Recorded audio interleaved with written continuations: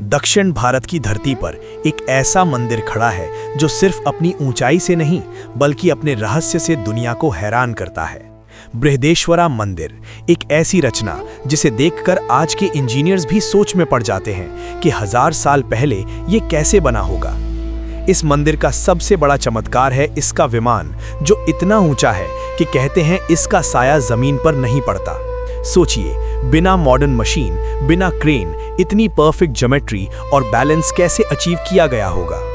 हर पत्थर, हर नक्काशी एक कहानी बताती है उन लोगों की जिन्होंने अपनी पूरी जिंदगी इस मंदिर को समर्पित कर दी। ये सिर्फ एक स्ट्रक्चर नहीं, ये तपस्या का परिणाम है। बृहदेश्वरा मंदिर हमें याद दिलाता है कि जब भक्ति और विज्ञान एक साथ चल पड़ते हैं तो समय भी उन्हें रोक नहीं सकता।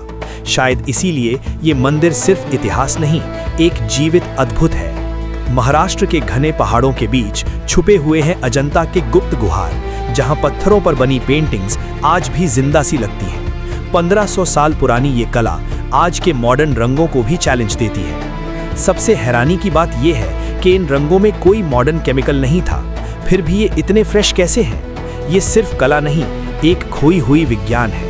यहाँ के चित्र सिर्फ सुंदर नहीं, ये कहानियां सुनाते हैं। बुद्ध की जीवन यात्रा, उनके उपदेश, सब कुछ पत्थरों पर अमर हो चुका है। अजंता के गुहार आज भी चुप है, लेकिन अगर ध्यान से देखो तो हर दीवार बोलती है, कला कभी मरता नहीं, वो बस समय के साथ और गहरा हो जाता है।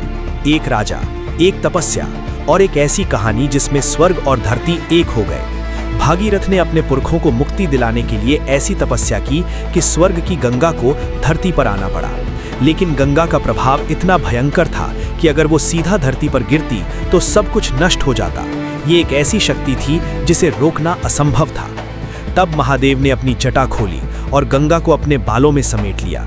ये दृश्य सिर्फ एक कहानी नहीं, एक प्रतीक है कि कैसे शक्ति को संतुलन में रखा जाता है। गंगा आज भी बह रही है, लेकिन उसकी कहानी हमें याद दिलाती है कि कृपा, तपस्या और त्याग मिलकर ही किसी चमत्कार को जन्म देते हैं। जब दुनिया में यूनिवर्सिटीज का कॉन्सेप्ट भी नहीं था, तब भारत में तक्षशिला जैसा महान शिक्षा केंद्र मौजूद था। एक ऐसी जगह जहां ज्ञान को सबसे बड़ा धन माना जाता था। यहाँ चीन, ग्रीस और दुनिया के कई हिस्सों से विद्यार्थी आते थे। सोचिए, हजारों साल पहले भारत एक ग्लोबल एजुकेशन हब था। यहाँ सिर्फ पुस्तकें नहीं पढ़ी जाती थीं, जीवन का अर्थ समझा जाता था। राजनीति, चिकित्सा, दर्शन, सब कुछ यहाँ सिखाया जाता था।